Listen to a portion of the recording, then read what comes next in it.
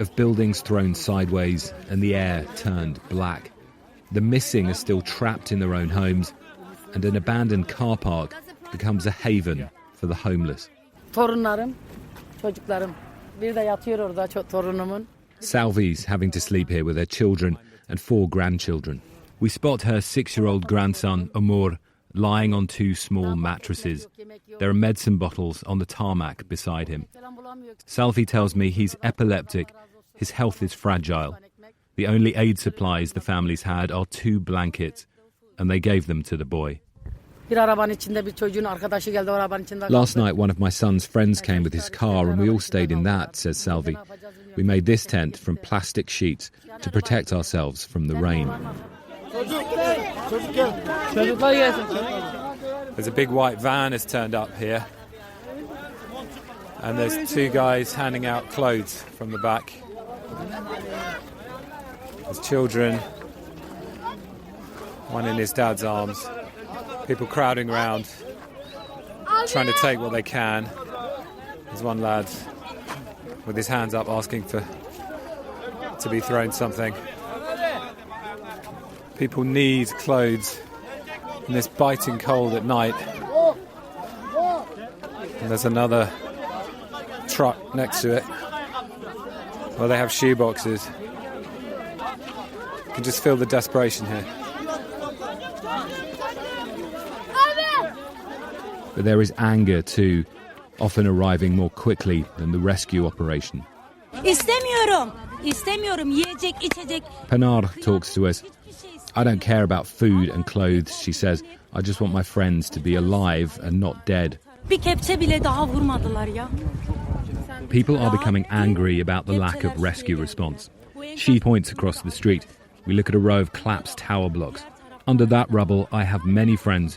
Also over there, in this one, and in that further one, over there, she says. We leave Iskenderun, driving past the port. The sunlight dips and fire rages among its containers. I see freight loads more gas or fuel nearby. Later, officials said planes had doused the fire. The journey passes massive petrol queues and jammed motorways back to Adana, where we're staying, and where there are more suffering from one of the big building collapses. I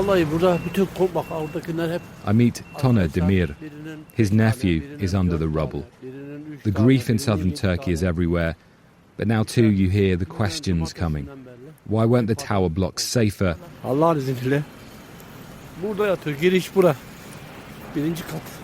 The building just collapsed, he says. It just collapsed. He was on the first floor. Look at this, there's no cement. None. Not a bit of cement on that building, says Tona. He weeps and looks up. This was avoidable, he says. Well, shortly before recording this podcast, I caught up with Tom in Adana, and he gave me the latest on the rescue efforts. I mean, they've been trying to get more out of Adana, but the problem is once you get out of this city where there is power and the roads are functioning, it gets much, much harder. We travelled to one city 2 or 3 hours from here yesterday, and just the scale of devastation was such that you see how hard it is. And once they arrive in these places, it's a case of having to try to prioritise about which structures are approached first, where it's safe to do that. And then beyond that is, of course, this huge relief operation with tens of thousands of people.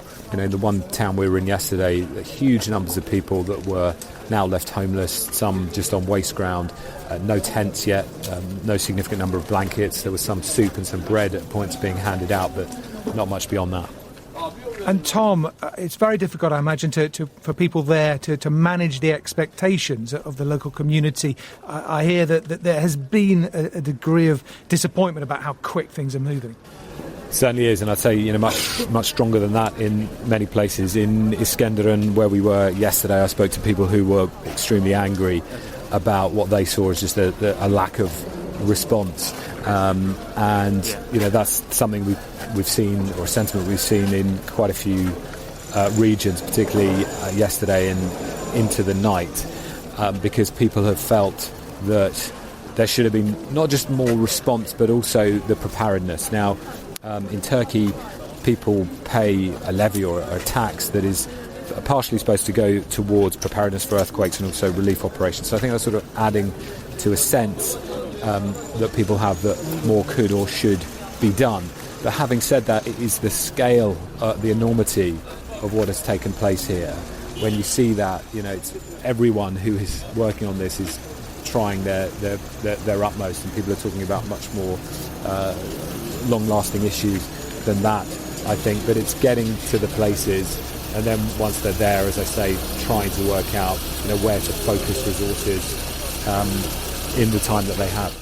Well, on a visit to the worst-hit province, President Recep Tayyip Erdogan acknowledged that there had been difficulties with the initial response to the disaster, but he blamed the delays on damaged roads and airports. It's been much harder to get a true picture of the scale of the devastation from Syria. It's a country that's already been ravaged by years of conflict. Few international journalists are able to report from the country, but amid the scenes of destruction we can see filmed by local reporters, dramatic video has also emerged of some rescues.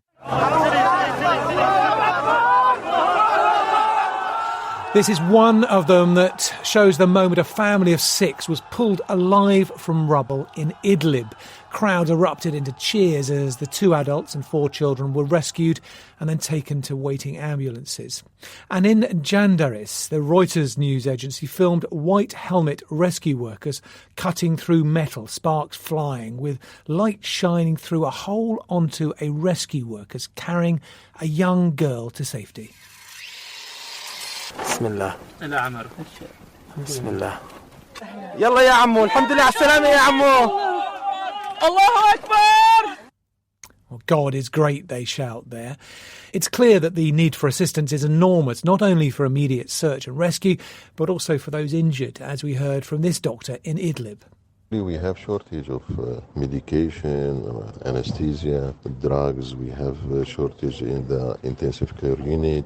We don't have enough ventilators for the babies. We are depending on ourselves and depending on our equipment, and which is shortage. Unfortunately, we didn't receive any help from the countries outside Syria. Well, the United Nations is trying to coordinate getting aid into the country, but much of the affected area in the northwest is divided between the government and militia groups, and access needs to be negotiated. Melinda Young is UNICEF's senior emergency advisor for the whole of Syria. She says getting aid into the country is a huge challenge. It is very difficult because many roads are damaged. We fly supplies, etc., into Turkey, take them by road to a transshipment hub on the Syrian border, pass them over to organisations we work with who live and work in northwest Syria in order to deliver. Many of the roads have been damaged into Bab al-Hawa, which is the crossing point. Also the gathering of information. Now we also emergencies, we pre-position stocks and items. So we had already pre-positioned things like aquatabs, which are for water purification, hygiene kits, nutrition supplies, because there's growing malnutrition issues in northwest Syria, etc. But those were already planned for people who are already in desperate need. So now with this on top, our priority is to try and backfill. We're already bringing in supplies to Turkey to try and then get them across to Syria. In the meantime, trying to see how we can potentially redeploy what we've already pre-positioned, as well as trying to get technical assessment of damage. That was Melinda Young. Now to the United States, where on Tuesday night, President Joe Biden delivered his State of the Union speech. Some Republicans want Medicare and Social Security to sunset. I'm not saying it's a majority. Let me give you, anybody who doubts it, contact my office. I'll give you a copy. I'll give you a copy of the proposal. His words and his performance were both under scrutiny, with heckles, you heard them there, and shouts of liar being heard from some Republicans. Our North America editor Sarah Smith was watching and spoke to my colleague Nick Robinson. There was a list of achievements that he could boast of, but he was also talking about what he wanted to get done in the next 2 years, not just what he had achieved in the last 2. And the phrase he kept repeating throughout was, "Let me finish the job." That's what he said when it came to expanding healthcare, climate change measures to expand more renewable energy, the billionaire minimum tax he wants to introduce, the corporation tax raises that he wants. He kept repeating, "Let me finish the job," which of course is a plea for Republicans to try and work with him, or the American people to support him in the changes he wants to bring in. But no one's in any doubt here that this was not just your average State of the Union address.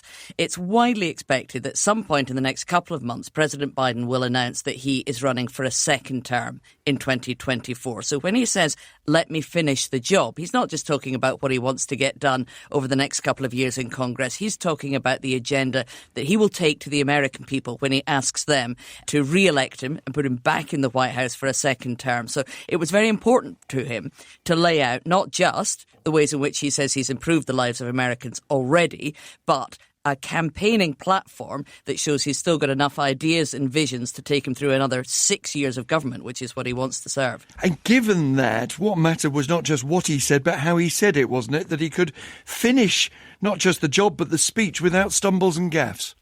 Yes, because voters bring up again and again, even those who are very supportive of President Biden's agenda, his age. He's 80 years old now, the oldest US president there has ever been. If he wins a second term, he would be 86 by the time he was leaving office. And of course, as you know, he is famous for stumbling over his words and making verbal slips. There were almost none of them tonight. It was a vigorous and animated, energetic performance from him. It looked as though he had the fire and passion to carry on trying to drive his agenda through Congress. He was heckled by Republicans.